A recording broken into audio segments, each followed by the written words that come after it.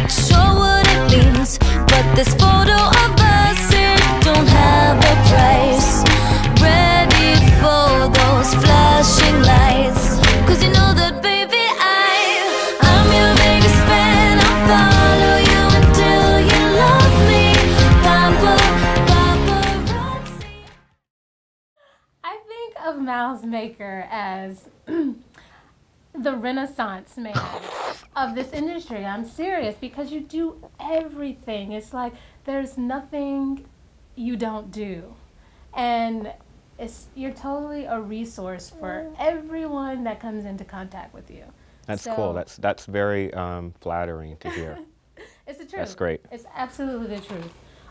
So if you guys don't know him, which shame on you, he is a producer, screenwriter, director, editor, and my addition, Renaissance man of this industry. I found an interesting fact. So you studied in London?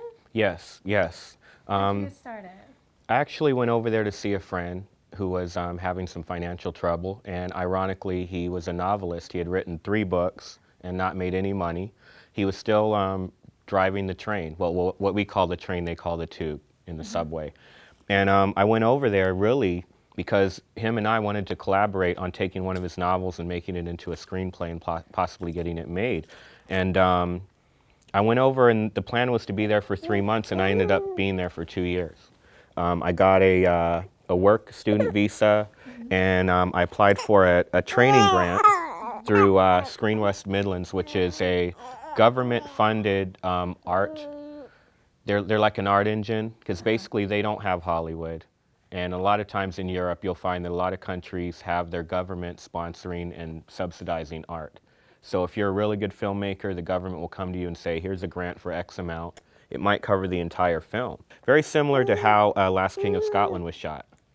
Yes, and that was the UK Film Council, the same organization that funded me to get some training. And I went to Rain Dance Films, which is they have the film festival there, but they're also workshops and training. This is after your training? Or during? It was the training I got. And to be honest, it was no hands-on training. It was all theory.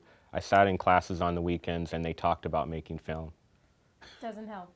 It really doesn't, although for me, I think the type of brain that I am, being an events manager, I understood how to take those certain skills of getting people together, all on the right page, bringing the right elements in. Everything has to happen at the right time. I used to be an events manager, yes. Did I? Really? Yes. Okay, okay. So you understand that. Yes, I do. You could be a very good producer. Yes. Hi. So before we just totally ignore this very cute bundle of joy, this is Maven. Maven James. And Maven, I mean, this is exciting. So he is one of the stars of Brown Baby? Yes, yes, he is the lead character, yes. Okay, tell me, lead character, how old is he? He's almost 6 months, and he'll be himself in the movie for the most part. I probably shouldn't tell you that. And I have not been the lead in a film, but Maven here, 6 months, has beat me. So, tell me a little bit about the film.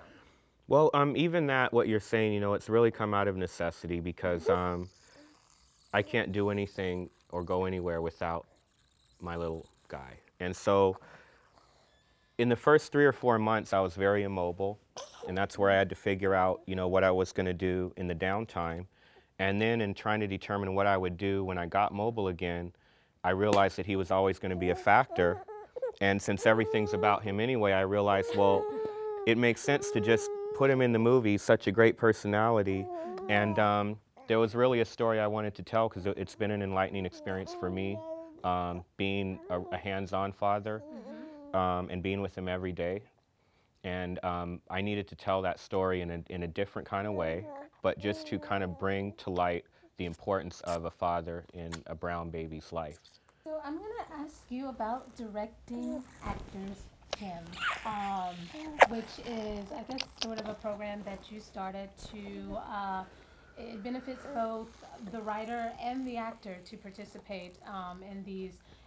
They happen twice a month now, right? Every 3 weeks, we kind of settled there. every month wasn't often enough, and every 2 weeks we may migrate to, but right now I'm concerned that the crowd may not be consistent enough. We're still really developing what it is, you know. What is it? It's a platform for emerging, talented writers and actors. Okay. And it's done in a way that both are allowed to come and workshop their material or their talent in front of a live audience of people who are actually either casting or you know, looking for talent for some reason or another, or their fellow actors or their writers that are maybe looking to do a reading that may want to pick up an actor or two. So what we have is an industry of people coming to watch the industry improve its skills. Which is great. I think that it's great that it's open to beginners all the way to veterans. It's awesome. And you usually get about, what, 2 to 3 pairs per scene, and they get to work it out and then switch partners, and Yeah. that's awesome. Yeah. Because then you get to see it played out so many different ways, and it's like you get to see that particular actor color, their specific color that they add to the scene is pretty awesome. Yes. And just recently you have, is it called Directing Actors TV? Yeah, we're rebranding. Okay. What Directing Actors TV is going to be is really encompassing content that's not only just the Directing Actors Gym as a web series, but also interviews with actors, going behind the scenes, interviewing authors who have written books for actors. Like Liz Ortiz-Mackis was there. She wrote a book called Ace Your Audition. You know, we're going to do a special segment and talk about her book and her background, and that'll be on Directing Actors TV. So the Directing Actors Gym is the web series that's sort of the anchor on Directing Actors TV. But you will see lots of content for and about actors on Directing Actors TV. So speaking of the community, can you talk to me a little bit about Conversine? Did I say Conversine, it right? yes. No, it's okay. It's okay. Tell me about it. Conversine is conversations through cinema, moving pictures. And the easiest way to describe it is it's a social branding process. It's not marketing, it's not advertising, it's not public relations. It is social branding. What we're doing is communicating an organization, their message to people in an entertaining way that engages them to participate and share and discuss. And that's really what social media is all about now. So rather than throwing a commercial up, or rather than spouting off your own propaganda about yourself, Conversine finds ways of engaging the audience in the story behind the story of who you are or what you're doing.